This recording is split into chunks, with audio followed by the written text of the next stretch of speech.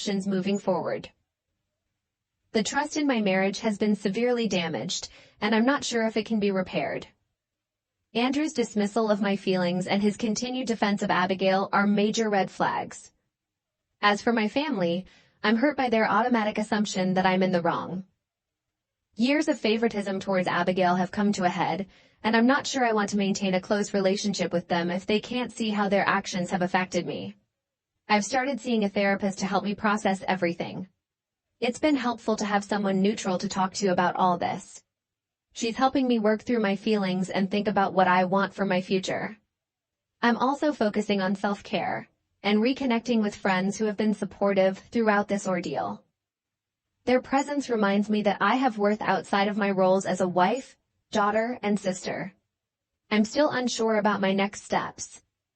Part of me wants to fight for my marriage to see if Andrew and I can work through this, but another part feels like the trust is irreparably broken. And then there's the issue with my family.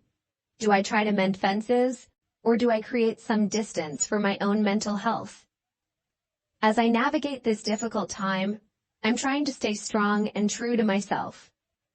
I'm learning that it's okay to prioritize my own well-being, even if it means disappointing others or going against family expectations.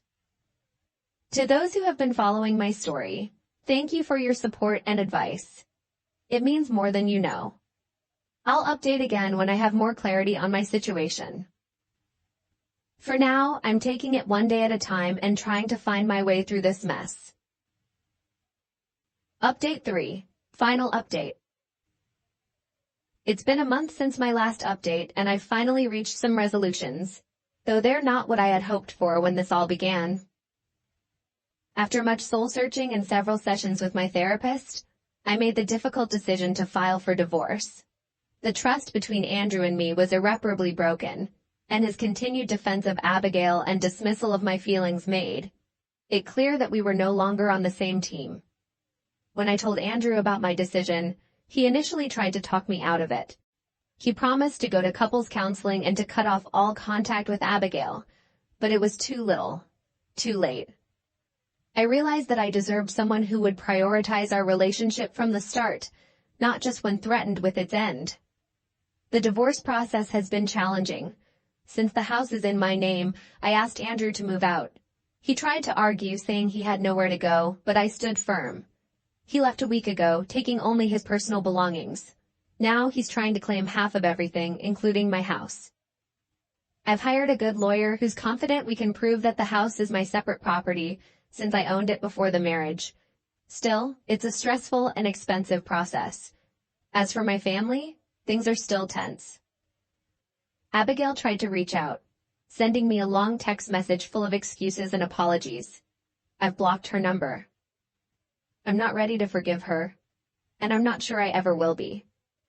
My parents are upset about the divorce and keep trying to convince me to reconcile with Andrew. They don't seem to understand how deeply their favoritism towards Abigail has affected me. I've decided to take a step back from them for now. I told them I need space to heal and figure out my life. They weren't happy about it, but I need to prioritize my mental health right now. I've been in touch with Phil, Abigail's soon-to-be ex-husband. We've found some comfort in supporting each other through our respective divorce processes. It's nice to have someone who understands exactly what I'm going through. He's been a surprising source of strength during this difficult time. As for Andrew and Abigail, I heard through mutual friends that they're now openly dating.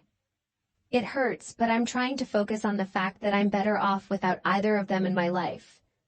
Their actions have shown their true characters, and I deserve better than that. This whole experience has taught me a lot about myself. I've discovered strength I didn't know I had. I've learned the importance of self-respect and standing up for myself, even when it's difficult. I've also learned valuable lessons about setting boundaries and trusting my instincts. I'm focusing on rebuilding my life as a single woman. It's scary, but also freeing in a way. I've reconnected with old friends and even made some new ones through a support group for people going through divorce. Their support has been invaluable. I'm also throwing myself into my career.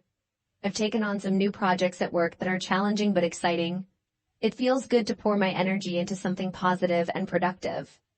My boss has been understanding about my situation, which has been a relief. As for dating, that's not on my radar right now. I need time to heal and learn to trust again. But I'm not ruling it out for the future. For now, I'm focusing on getting to know myself again and figuring out what I want from life.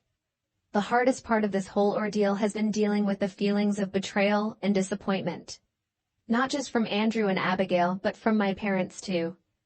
Their continued support of Abigail despite her actions has made me reevaluate my relationship with them. I'm working on setting healthier boundaries and not letting their opinions dictate my choices. Looking back, I can see the red flags I missed. Andrew and I rushed into marriage without really knowing each other well. We never had serious discussions about our values, goals, or expectations for our relationship. I also realize now that I should have set better boundaries with my family, especially regarding Abigail. This whole experience has been a harsh lesson, but I'm trying to focus on the future. I'm working on rebuilding my life as a single woman. It's scary, but also freeing in a way. I'm not sure what the future holds, but I'm cautiously optimistic. For the first time in a long time, I feel like I'm in control of my life. It's not easy, and there are still days when I feel overwhelmed by everything that's happened. But I'm taking it one day at a time. To anyone who's been following my story, thank you for your support. Your comments and messages have been a source of strength during this difficult time. If there's one piece of advice I can offer from this experience, it's this. Trust your instincts, set clear boundaries, and don't be